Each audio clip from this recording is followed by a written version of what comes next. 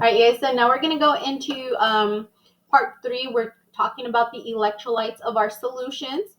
Okay, so what are electrolytes? If we recall back in our previous chapters, ionic compounds, they dissociate in water. And what does that mean? Dissociate means to separate into the positive cations and the negative anions, right? So it dissociates completely, breaking apart in ions. What does dissociation do? Dissociation basically increases water conductivity, right? So if we can see here, we have a little compound and some water molecules, right? And so this is some sort of salt and water mixed together. And we could see the dissociation of the positive ions being attracted to the oxygen molecules of water, and the negative anions being attracted to the positive hydrogens of our water, right? When that happens, it increases water conductivity. So water conductivity basically means we can produce electricity. The more particles that are released and dissociated inside of water, the higher our water conductivity is going to be. Right. So let's recall a couple of things. If we recall the molecular equation, it shows our compounds basically as solid, liquids, gases, and aqueous, right? So potassium bromide solid gives us potassium bromide aqueous. And if we show an ionic equation, it breaks it down into the dissociated form. What does it look like once it's inside of the aqueous solution? So in ionic form, we have potassium aqueous and bromine aqueous. So that's the example that I gave you guys here. And then I gave you another example with magnesium chloride, solid, turns into magnesium chloride aqueous, and it dissociates because it's an aqueous, right? So we have 1 magnesium and 2 chlorines. I actually forgot to put the little 2 right there. So there's 2 chlorines, MgCl2. All right. And this is how we show it dissociated. So here we have 2 moles being dissociated, and here we have 3 moles being dissociated. Right. So let's talk about that inside of our solutions, the mole values that I just mentioned, right? Here's the example of magnesium chloride. So if I have 1 mole of magnesium chloride, 1 mole of the whole thing, then when I do dissociate it, I'm going to get 1 mole of magnesium to 2 moles of chlorine. So let's actually write this down.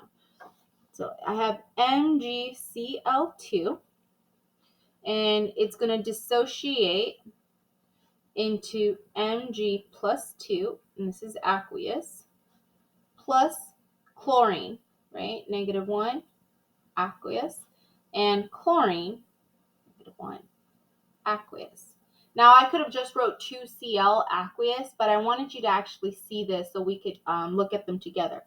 So 1 mole of this, so that means I only have 1 of those, dissociates, and then I have 1 mole of magnesium, and then I'm going to end up with 2 moles of the chlorine aqueous and 1 mole of the magnesium right here. So this actually produces, so 1 mole of this, 1 mole of my magnesium chloride produces 3 moles of ions. 3 moles of ions altogether. Right. Let's look at this example. What is the concentration of sodium ions in sulfate ions in a 3.5 molar solution of lithium sulfate? All right, so in the example, we have 3.5 molars of lithium sulfate. I'm going to put a little line here. Okay, so I have 3.5 molars. That's moles per liter, right? And I want to know, well, how much of the rest do I have? Well, how do I figure this out? How did I figure out that this is a 7? Well, quite simply. See that number 2 right there? I have 2 moles of lithium. Well, I'm going to multiply that 2 by 3.5, and that's how I'm going to end up with that 7 that you see right there. Okay. And the same thing here. This is just a 1 being multiplied by that 3.5, and I end up with 3.5. So 3.5 moles And then like I said, I'm going to take my 2 moles of lithium and I'm going to multiply that by 3.5. And that's how I ended up with 7 molarity, moles per liter. And the other one, I only had 1 mole of sulfur, of that SO4, right? I didn't write the ones over here, but that's fine. So it's basically going to be 1 times 3.5, and that's going to give me 3.5 molarity. So when we solve the problem, it wants to know what is the concentration of sodium ions and sulfate ions in the 3.5. Well, I think this is a typo. It should have said lithium ions. So we know it's a typo. So the concentration of lithium ions is 7 molar, and the concentration of sulfate ions is 3.5 molar. If we look at the next one, we have write the ionic equation showing the ions formed with ammonium phosphate dissolves in water. So this is just breaking it down kind of like we did in our chapter 14.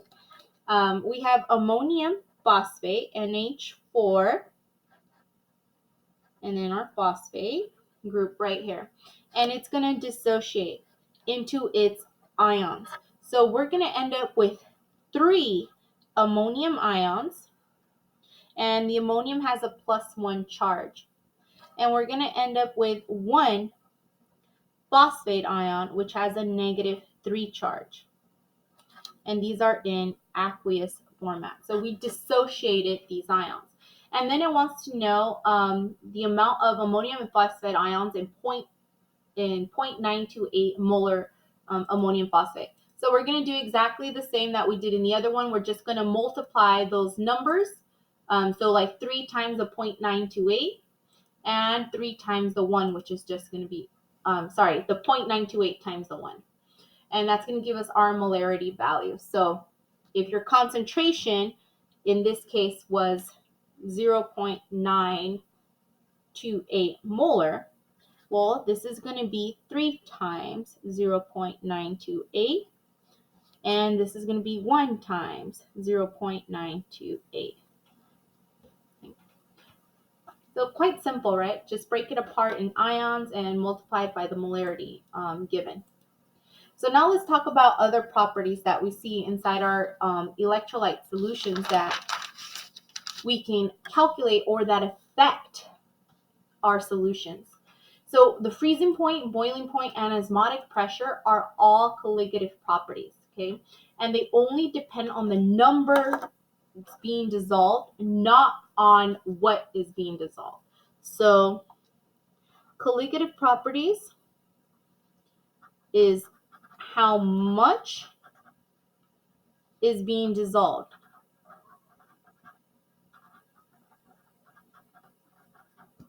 That's what it depends on. So what it is doesn't matter. So let's see. I'll just write it like I said it. What it is doesn't matter. The only thing that matters is how much. And the way we find out how much is by doing that mole concentration, finding out how much dissociated, and then we could figure out the freezing points, boiling points, and osmotic pressures, or at least the pattern that they produce. So if we talk first about the freezing point depression, right, one of the things to note is the more dissolved particles we have, so the more that it dissociates, the lower the freezing point is going to be. Why is that important for us to know? Well, if we compare sucrose, sodium chloride, and calcium chloride right here, right, you'll notice that calcium chloride has the lower freezing point, right? It's about -20 in our 4 moles of concentration, right? And sodium chloride is about -12 maybe in the same quantity. And sucrose, which is sugar, is about -7. Okay, so the lowest freezing point is calcium chloride. Well, where can we use this in? Right, when it snows or roads freeze over, we usually throw salts, and people just say, "Oh, it's common table salt." Actually, It used to be until we realized that the more moles we have, the more it dissolves. So calcium chloride in this case has 3 moles compared to everything else. If we look at sugar, sugar doesn't quite dissociate into different ions. It's just one thing. So 1 mole of sugar solid is equal to 1 mole of aqueous sugar. Sodium chloride dissociates into 1 mole of sodium plus 1 mole of chlorine, giving us a total of 2 moles. Calcium chloride dissociates into 1 mole of calcium plus 2 moles of chlorine, giving us a total of 3 moles. That makes it more particles, therefore lowering the freezing point of our normal solvent, which is water. Remember, when we're talking about these, we're usually talking about water as our universal solvent. So we're comparing this and saying we're mixing it with water, creating that solution. And when we create that solution, the more moles we have inside the solution, the lower our freezing point is going to be. What else can we use lower freezing points for? Well, besides using them for icy roads, you also use them in your coolant systems in your vehicles or your radiators, right? If you live up in freezing areas like Canada, Chicago, I don't know, if you only have water inside of your vehicle, you could actually burst your pipes because water expands when it's cooled, right? Or frozen. Water expands when frozen. And if you burst your pipes, your car ain't going to work.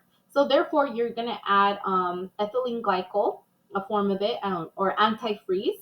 And antifreeze is basically lowering the freezing point of your of those lines.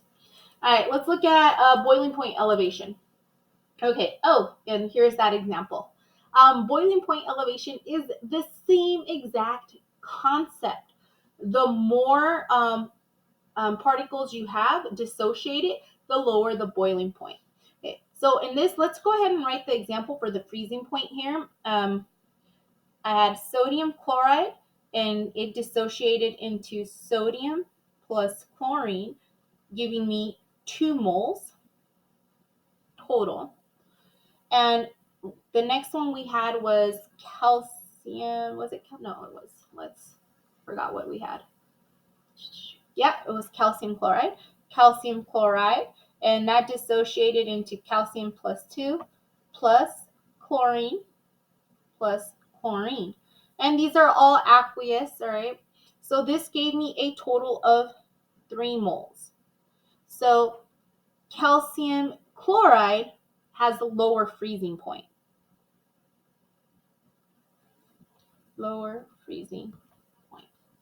Now, if we look at the boiling point, okay, same process is going to go with our boiling point. The more particles we have, the higher the boiling point is going to be. So same concept. If I have sodium chloride, it's going to also dissociate. Same way, it's not going to change. And that's still 2 moles, right? 1 mole of this and 1 mole of that. And if I had calcium chloride, it's going to dissociate in the same way again. And this is going to be 3 moles. And one more time, calcium chloride has more dissolved particles, a higher amount of moles, so it's going to have a higher boiling point.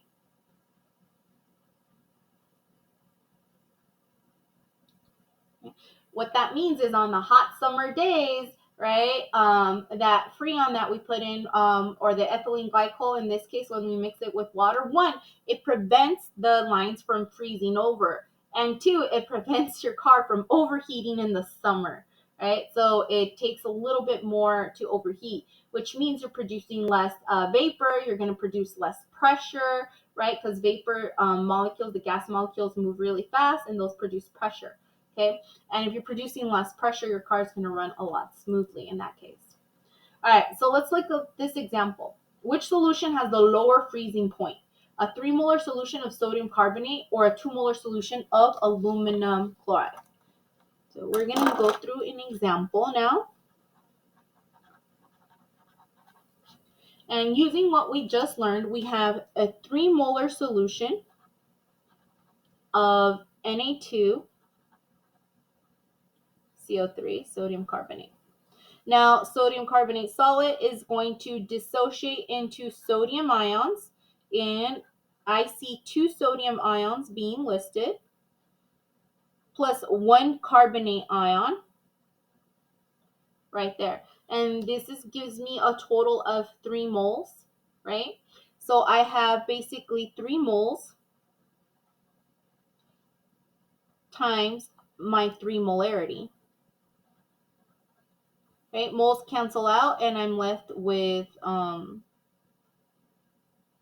whatever's left, and this is giving me 9. I wanted to say 6. I was adding them together in my head. All right, let's go ahead and do the other one. The other one is a 2 molar solution of aluminum chloride solid, and we have 2 molars of this, and that's going to associate into aluminum with a plus 3 plus chlorine plus chlorine plus chlorine. So this gives me a total of 4 moles. 1, 2, 3, 4. And I'm going to multiply that by my molarity of 2.0. So I'm left with 4 times 2, which is going to be 8. Okay, so according to this, the sodium carbonate is going to have the lower freezing point associated with it.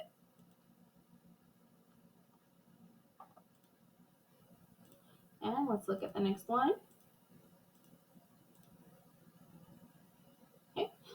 Now, you'll notice that they did their math a little bit different than what I did. They multiplied this first and then added this one. They did it the same with here, and I added them all together and then I multiplied it. Choose which way you want to do your math. Either way, we ended up with 9 and 8 moles per liter, right? So this tells me that there is more sodium carbonate moles. So therefore, this one's going to have the lower freezing point, the sodium carbonate. Even though if we were to count it right away, we would say, oh, this has 2, 3, and this has 1, 2, 3, 4. We would have assumed this one. But because it's not the same concentration, we had to multiply it by the concentration to figure out the quantity. All right. That is it with the electrolyte solutions. We're going to move on to a different video and we're going to discuss about osmotic pressure. Ciao.